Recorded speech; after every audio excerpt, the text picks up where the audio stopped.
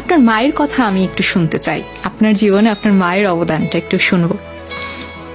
মা তো মাই, পৃথিবীতে সব মানুষ পর হয়ে যাবে, তো মা কিন্তু কোনো পর হবে না।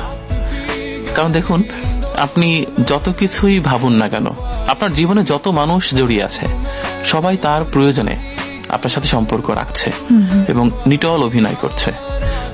অভিনয়টা দোষের নয়, কিন্তু অভিনয় করছে আপনার কাছের মানুষ, আত্মীয় স্বজন, বংশের মানুষ, দূরের মানুষ এবং কর্মক্ষেত্রে যারা আছে তারাও।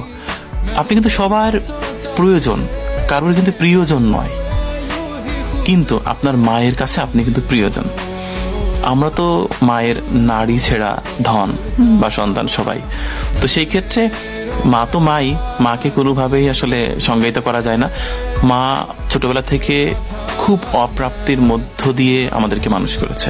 তার কিছু করার ছিল না, কারণ তার সাধ্য ছিল না। তবে আমি মাকে ধন্যবাদ জানাই যে উনি যদি অতটা অপ্রাপ্তির মধ্য দিয়ে আমাকে বড় না করতো, আমি বেপথে চলে যেতে পারতাম হয়তোবা।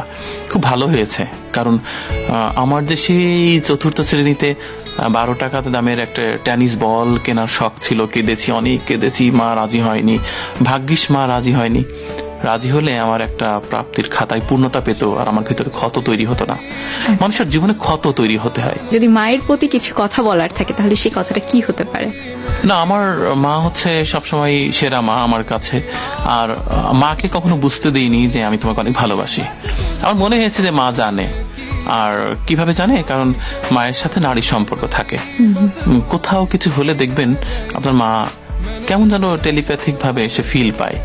তো মাকে বলতে চাই যে মা, আসলে তুমি আমার জীবনে ছিলে, আছো, থাকবা, এবং তুমি আমাকে জন্ম না দিলে আজকে আলো ঝলমেলে এই কক্ষে হয়তো আমি থাকতে পারতাম না, যত যাই হোক।